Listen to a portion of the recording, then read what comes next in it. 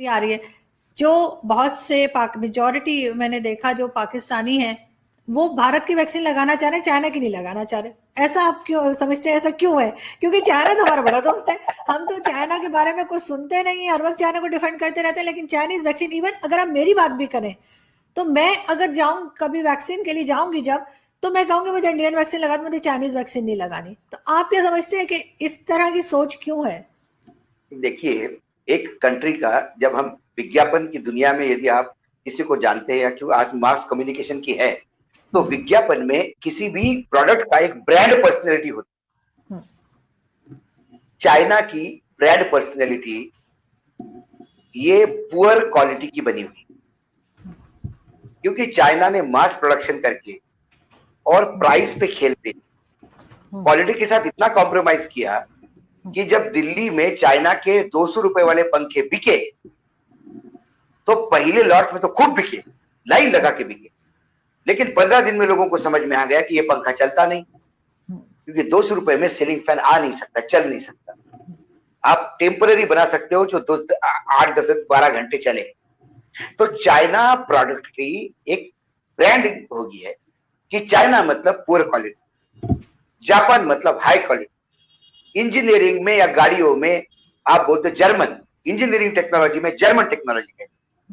Agriculture में हम जब बात करते हैं तो हम इजराइल की बात करते हैं, जब सूखे मेवे की बात करते हैं तो पाकिस्तान की बात करते हैं। हमारे यहाँ जब सूखे मेवे बिकते तो बोलता है पाकिस्तान से आया है, तो उसका प्राइस मिलता है उसको, क्योंकि वो ब्रांडिंग है पाकिस्तान।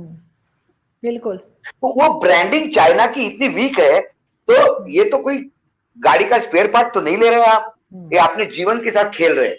यहाँ तो आदमी बिल्कुल एश्योर्ड होना चाहता है। और मेडिसिन की दुनिया में भारत ने एक अपना मुकाम हासिल किया है। हमारे यहाँ फार्मा एक्सपोर्ट बहुत ज्यादा है। वर्ल्ड हेल्थ ऑर्गेनाइजेशन से लेकर तमाम जगह पे हमारे इनपैनल्ड लोग हैं। अमेरिका जैसा कंट्री जहां ड्रग रेगुलेशंस बहुत टाइट है, वहां इंडियन कंपनीज, बड़ी बड़ी कंपनीज बिकती है। इंडियन कंपनीज का स्टैंडर्ड इतना हाई है फार्मा का कि विदेशी कंपनी आके इंडियन कंपनी में इन्वेस्ट करती है, क्योंकि उनको मालूम है कि इंडियन कंपनी के साथ इन्वेस्ट करके जो हम एक्सपोर्ट करेंगे तो दुनिया में कोई कंट्री ऐसी नहीं होगी जो इंडियन फार्मा को रिजेक्ट करेगी। तो ये एक ब्रांडिंग है। इसीलिए ये तो दवाई लेनी हो तो हम हमेशा कहते हैं हम कोई चीज लेनी तो अरे सस्ती से दे दे, लेकिन दवाई जब लेनी होती है, यदि मुझे दिवाली के टाइम रोशनी करने के लिए वो लाइटिंग कर खरीदना है, मैं बोलता हूँ यार अगले दिवाली तक कौन संभालता है, सस्ती सुंदर 4 दिन चलेगी वो दे दे। लेकिन जब मैं वाटर कूलर खरीदता हूँ या वाटर हीटर खरीदता हूँ, गीजर खरीदता हूँ, तो मैं अच्छे क्वालिटी का चाहता हूँ कि मैं नहीं चाहता कि मैं नल खोलूं और मुझे करंट लग जाए और कैजुअलिटी हो जाए। मैं बहुत डरता हूँ उस चीज से। इसलिए जो जीवन से चीजें जिससे हानि हो सकती है उसको, उसके लिए आदमी बहुत अच्छे ब्रांड में चला जाता है। और भारत, ये आपको भी गर्व होना चाहिए, भाई है हम आपके, भारत इस मामले में, क्वालिटी में, दवाइयों के मामले में बहुत आगे है।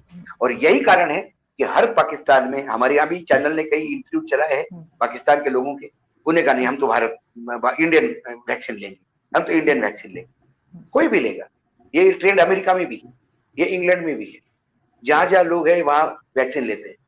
और हमारे यहाँ वैक्सीन लेने के लिए हमारे वजीर आजम ने भी पहले ले ली, उन्हें कहा मैं ही ले रहा हूँ।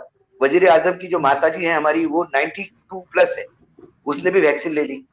ये एग्जाम्पल्स है कि यदि उनकी माँ वैक्सीन लेती है 92 में और मेरे वजीर आजम खुद वैक्सीन लेते हैं, तो उसके बाद तो अब फेसबुक पे तो रोज लोग सेल्फी डाल रहे हैं वैक्सीन लेते हुए।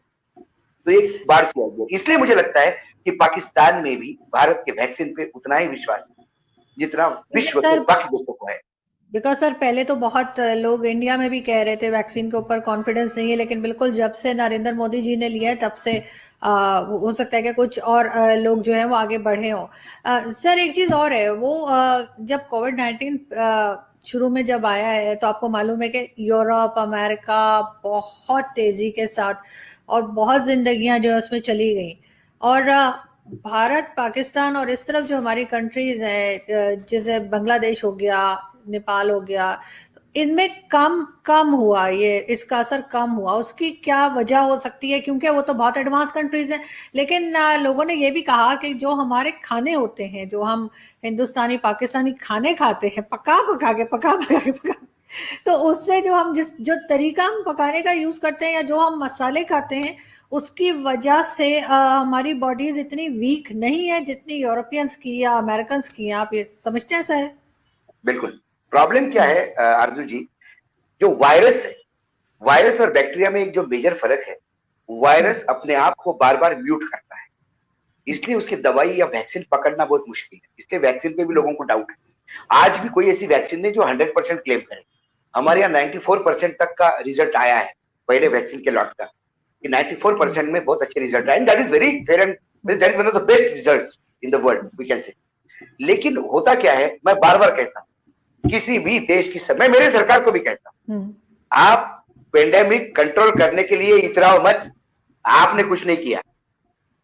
ये हमारा बांग्लादेश, पाकिस्तान, भारत, लंका, ये हमारा ज्योग्राफिया ऐसा है कि हमें सनलाइट से हम लोग मरते हैं, धूप से मरते हैं हम लोग, और यूरोप में धूप नहीं मिलती। जो गर्मी है, सनलाइट है, वो वायरस का सबसे बड़ा दुश्मन। Point number 1। दूसरा, जब वायरस शरीर पे जाता है, जो मेरे जो फैमिली डॉक्टर से वो कह रहे थे कि आप अभी कह रहे हैं कोविड, आपके शरीर पे रोज 5 से 10 हजार वायरस रोज अटैक करते हैं, आपको पता भी नहीं होता, क्योंकि वायरस से हमेशा शरीर लड़ता है, और शरीर की इम्यूनिटी जो है वो वायरस को खत्म, वो वायरस खत्म करती है। इस वजह से आपकी इम्यूनिटी ठीक होनी चाहिए। अब इम्यूनिटी ठीक कैसे होती है? भाई आप यूनानी मेडिसिन ले लीजिए या आयुर्वेदिक ले लीजिए। हमारे जो मसाले हैं जिसका टेस्ट हमने डेवलप किया, वो बेसिकली मेडिसिनल वैल्यू की थे, इसलिए हमारे खान पान में आए। दालचीनी हो, तेज पत्ता हो, बड़ी इलायची हो, छोटी इलायची हो, अजवाइन हो, इसका अपना मेडिसिनल वैल्यू है, और ये हमारे रोज के खाने में आ गए। हम पान खाते हैं, कोई यूरोप में पान खाता हुआ दिखाई नहीं देगा, लेकिन पान का मेडिसिनल वैल्यू इतना जबरदस्त है कि वो शरीर को इम्यूनिटी बढ़ाता है, बूस्ट करता है, इसलिए हमारी कुदरतन इम्यूनिटी इतनी अच्छी थी। हमारे यहाँ भी जो डेथ हो गई, यदि इसका एनालिसिस किया जाए तो इन दोनों देशों में डेथ उन लोगों की हो गई जो सुपर हाई क्लास और हाई क्लास के लोग, जो फ्रिज का पानी पीते थे, जो रेडी टू ईट फूड लाते थे, फ्रोजन फूड लाते थे। क्योंकि जैसा मैंने कहा, वायरस का सबसे बड़ा दुश्मन सनलाइट है, तो वायरस का सबसे बड़ा दोस्त ठंड है। आप यूरोप में जाके, मैं दावे के साथ कहता हूं, मेरे यहाँ यदि मेरे बेटे ने कहा कि साहब आज पापा आज चिकन खाना है, तो मैं मुर्गा कटवा के लाता। आप यूरोप के किसी देशों में मुर्गा कटवा के कहीं दिखाओ मुझे। आपको चिकन लेना है, आप फ्रोजन चिकन खरीदते हो, कटता कहीं फैक्ट्री में है, 10 दिन पहले कटा होगा, उसके बाद वो प्रिजर्व होके आता है, वहां वायरस पनपता है। हमारे यहाँ तो हमने मुर्गा काटा, 15 मिनट पहले फड़फड़ा रहा था, उसके बाद काटा, घर आया, धोया, पकाया। पकाने में हमारे यहाँ जैसा आपने कहा था, कुक कर करके, और जो मसाले रहते हैं उसमें हम हल्दी से मैरिनेट करते हैं। हल्दी से मैरिनेट करोगे तो फिर बचता क्या है? हल्दी से बड़ा एंटीबायोटिक कोई है नहीं। ये तमाम चीजें हैं। यूरोप में आप जाइए, आपको पीला रंग देखने को नहीं मिलेगा खाने में, तरसता है आदमी हल्दी को देखने। और हमारे यहाँ हल्दी का, अच्छा प्याज का, लहसुन का, गार्लिक का, अदरक का, धनिया का, पुदीना, ये रोज के खाने में है। तो इससे हमारी इम्यूनिटी बढ़ी। हम लोगों के पूर्वजों ने, हमारे जो पूर्वज लोग थे, हमारे यहाँ जो पुराने लोग थे हमारे, इन लोगों ने की हुई हम पे एहसान है, जो आज हम चौड़े होकर कहते हैं कि हम लड़ रहे हैं।